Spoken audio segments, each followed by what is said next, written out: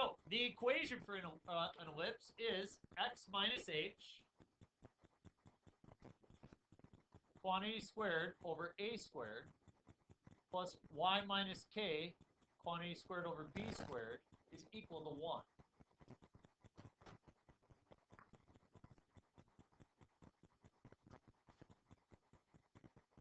Now, let's see what you really know. That's very similar to what equation that we already know? No.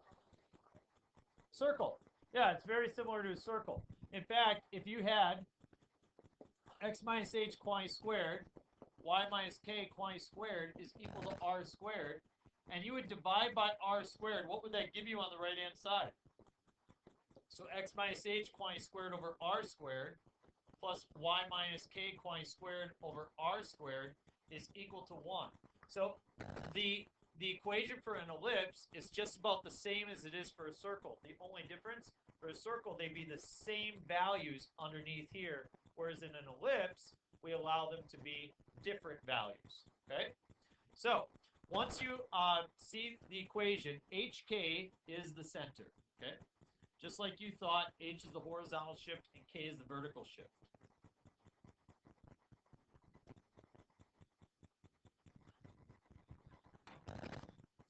Now I'm going to tell you everything you need to know in order to sketch a graph. Sketching a graph in an ellipse may look like it's complicated. It's actually very, very, very simple, okay? The vertices, if you want to see how far it's stretched in this direction, just look at what's being squared underneath x. And so it is stretched a units horizontally in each direction.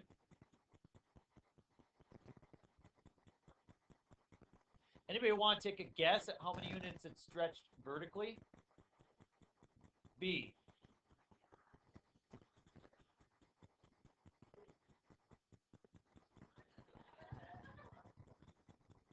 So we call these endpoints here, we call them the vertices. And if we move a units from the center, will that change the x value or will that change the y value? The x value. So therefore, the vertices are located at h plus or minus k, k.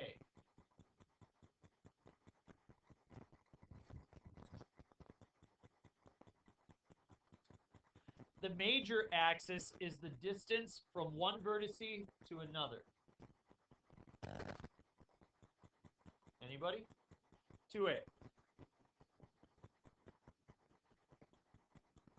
The minor axis is the distance from, in this case, the top to the bottom, 2b.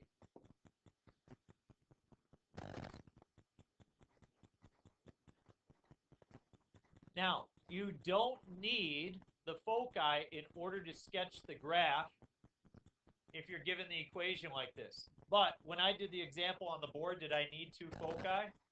I did.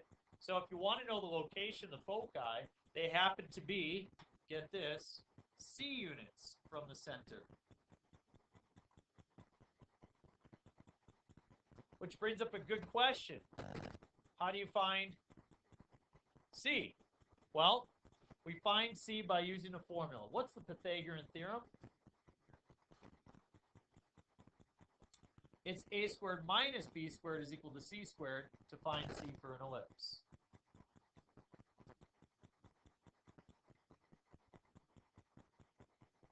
Now, in order for this equation to work, it's important that we recognize that A must be greater than B.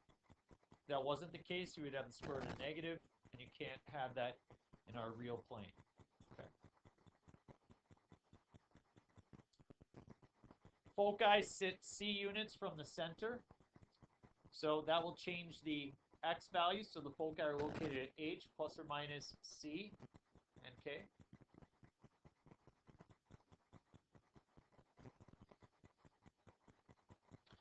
Eccentricity is going to be a value somewhere between 0 and 1.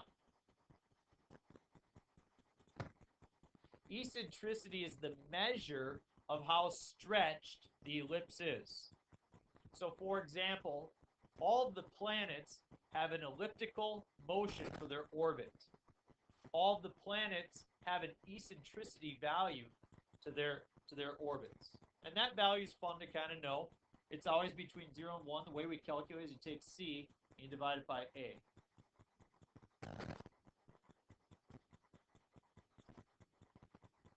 I never really noticed this before, but I'll use this right now. It's kind of cool.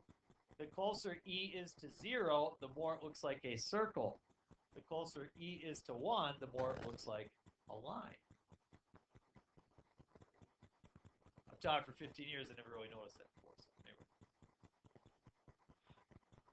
I always said before if it was closer to 0, it would look more like a circle, but I never thought of, 0 and circle and one line. I never thought of that. So anyway. Oh, okay. All right. So let's do one that's stretched vertically. We have x minus h quantity squared over b squared plus y minus k quantity squared over a squared is equal to 1. The center again is hk.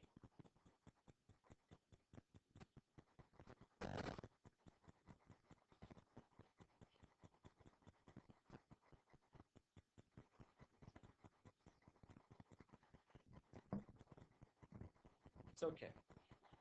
I want you to look at here. What number is being squared underneath x? B. So therefore, it's stretched b units horizontally. What number is being squared under y?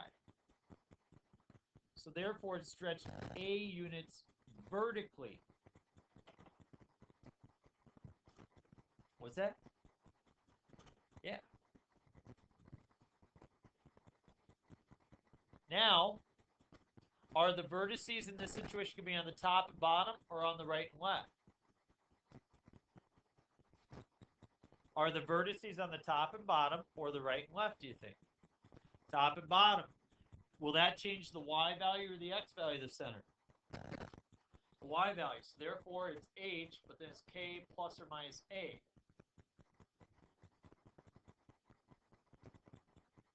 What's the length of the major axis going to be?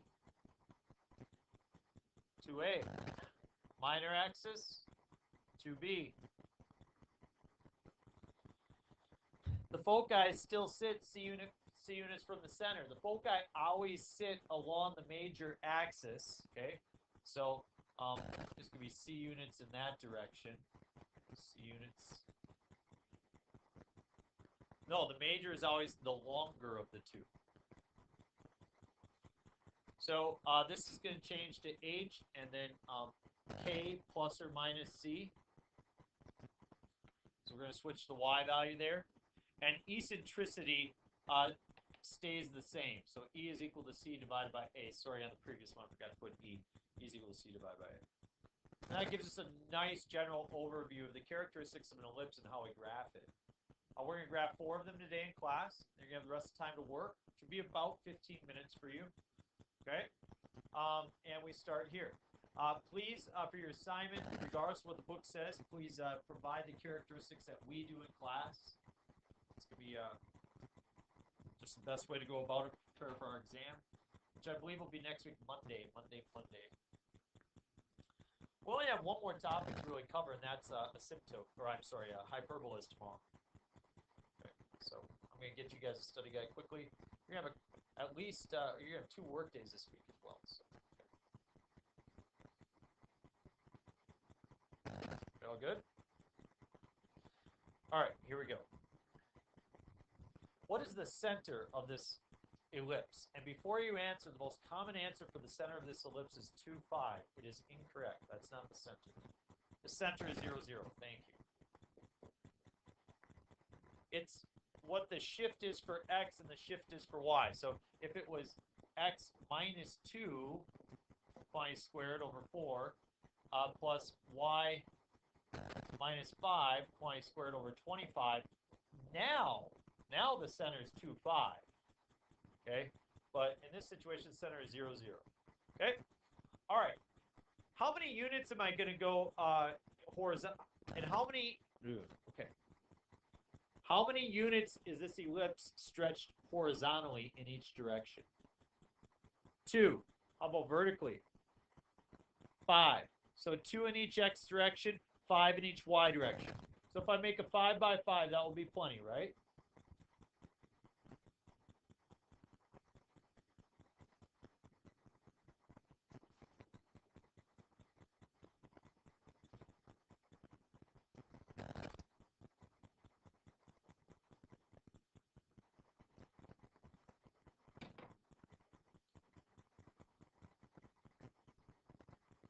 So you said 2 units in the x direction, 5 units in the y direction. That will be enough to make my... It's like the eye of Sauron. Thank you, Olivia. I'm glad. Nobody laughed in the previous hours. I was hoping that somebody would. Just makes you want to watch Lord of the Rings.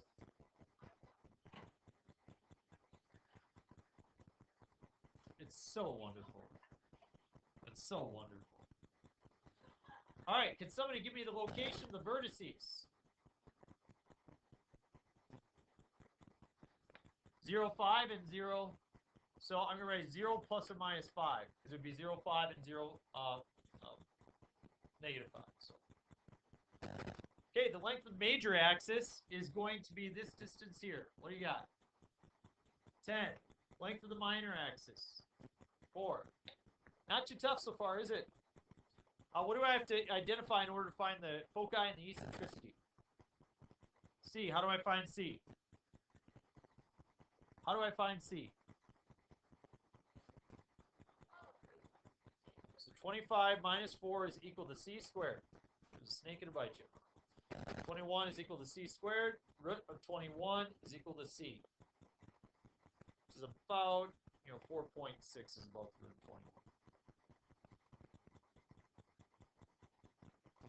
So from the center, the foci are going to sit along the major axis. So I move 4.6 units, or the square root of 21 in each direction. And the foci would be located 0 plus or minus the root of 21. Now, Olivia, if you wrote plus or minus 4.6, I'd accept that on the test. Okay? I'd like to see the square root of 21 somewhere in your work. Okay? If you just write square root of 21, or you just write 4.6 without anything else, we begin to wonder, like, okay.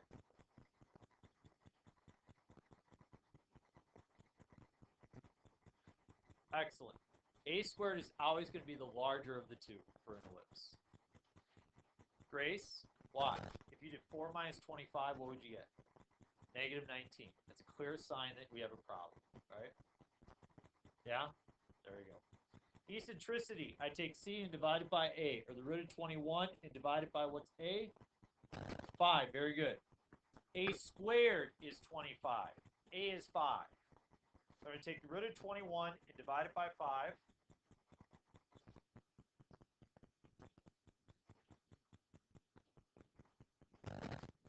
And I get 0.92 approximately. Nope, eccentricity is a value that sits between 0 and 1, and it tells us how stretched it is. You can see that this looks like it's pretty stretched, isn't it? So you see a value is closer to 1. Not too bad, huh? If you got that, the rest are going to go even better, okay? Ellipses are not too tough. All right, I'm going to erase this, and I'm going to move on to the next problem. What's different about the next one? Right, it's not in the right form. In order to graph an ellipse, we have to make sure it's equal to 1. How do we make sure that this is equal to 1? Divide by 36.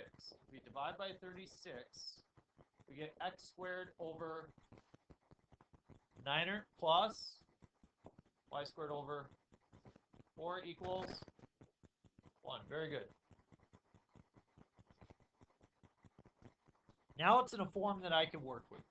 What's the center of that ellipse? Very good, 0, 0. Vertices. Before we do that, let's just sketch the graph. Doesn't take much to sketch this graph. How many units will be stretched in the horizontal direction? Okay, 6 units. I'll go 3 units each way, correct? So 3 units to the right, 3 units to the left. How about up and down?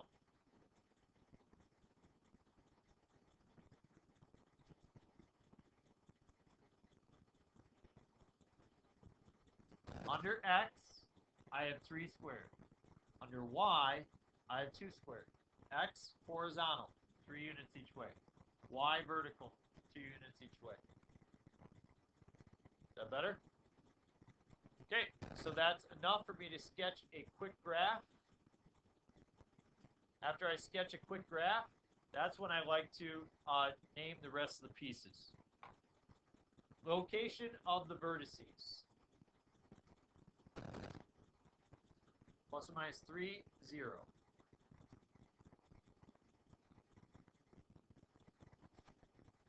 Length of the major axis. 6. Length of the minor axis. What do I have to determine to find the foci? A squared minus b squared is c squared. So 9 minus 4 is c squared. C is square root of 5.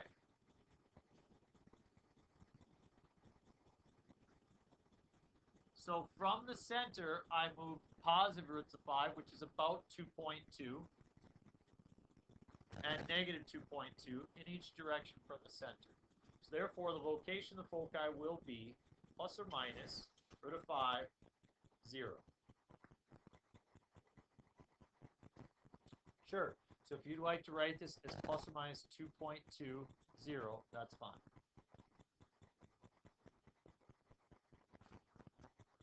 Eccentricity. I take c, which is the root of 5, divided by what is a? A is 3. You can see that this does not appear to be as stretched as the last one, correct? So I take the root of 5 and I divide it by 3, I get 0.75. So you can see it's not as stretched.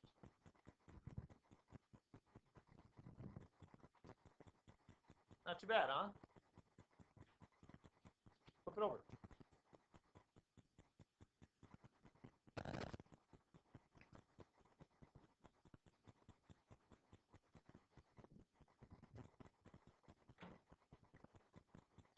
What's different about 2a? Okay, one has a fraction. What else? Yeah, it's not centered at 0, 0. What's the center?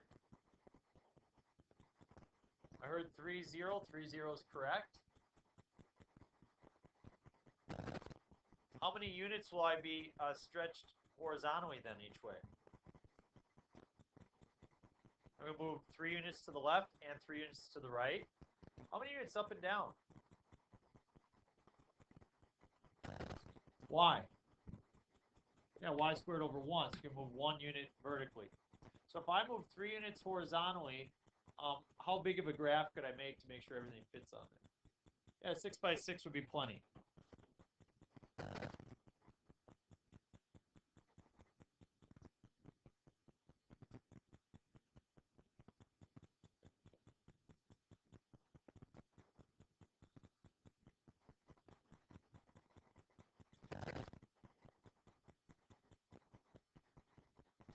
Man, I could have slept till like noon today. So tired when I woke up.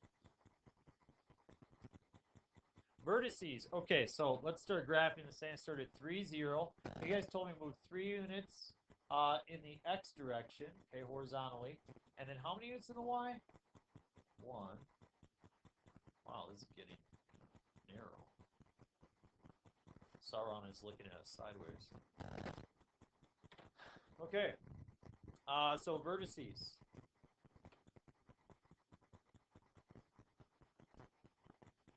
Zero, 0, and very good. So Will and Chris see it right away. I want to show you the mistake that people make. Here's the mistake that people make. That's what they write for the location of their vertices. Do you understand why they did that? But it is entirely wrong, isn't it? There's no vertice at negative 3, 0. There's no vertice at 3, 0.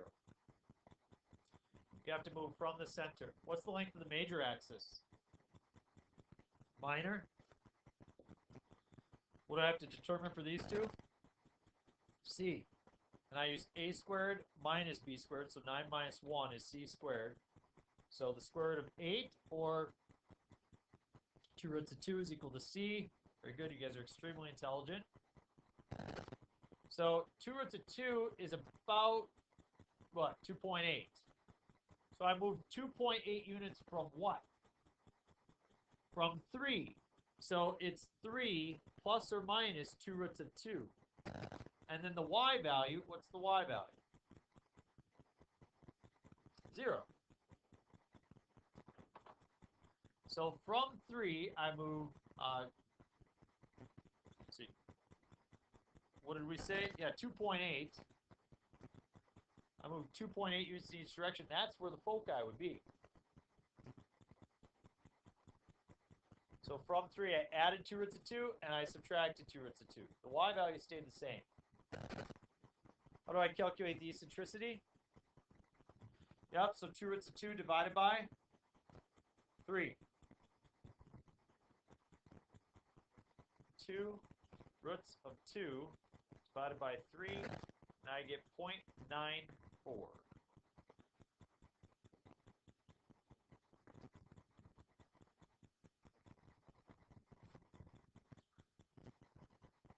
Questions going once,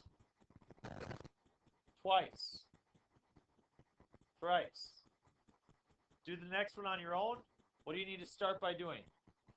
Divide by 36. Divide by 36, go to work. I will slowly work out the problem. So you can look up and check and see where you're at, but try to get it all right on your own.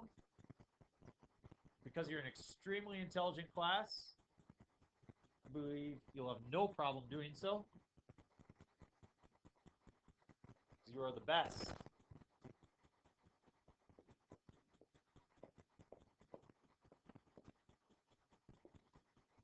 You're difference makers. You're going to change the world.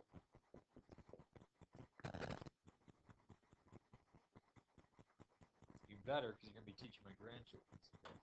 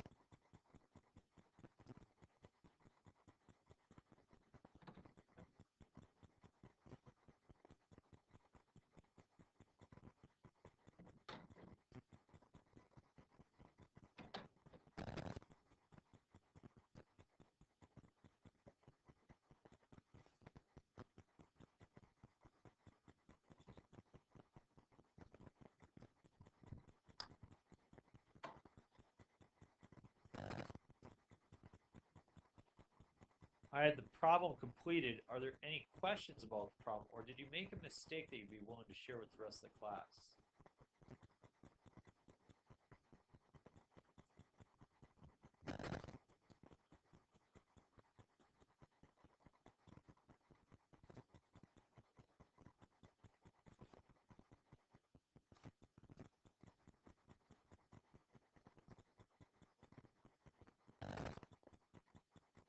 Questions going once?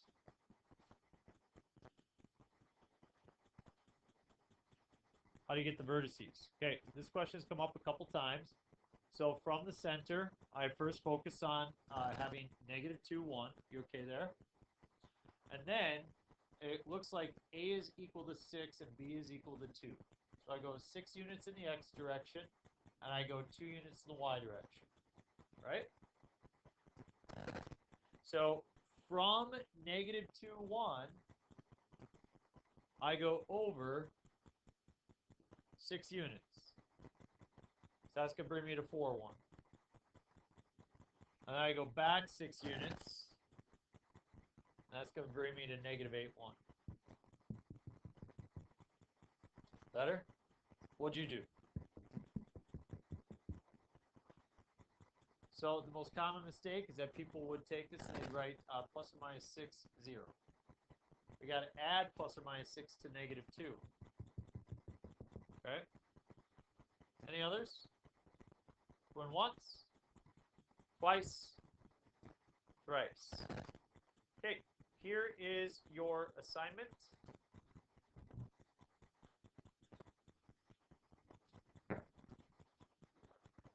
If you look at the 9.2 right here,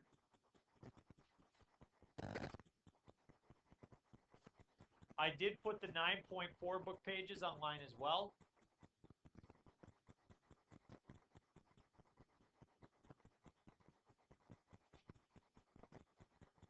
So there are only 4 assignments for this unit. This is assignment number 2 right now.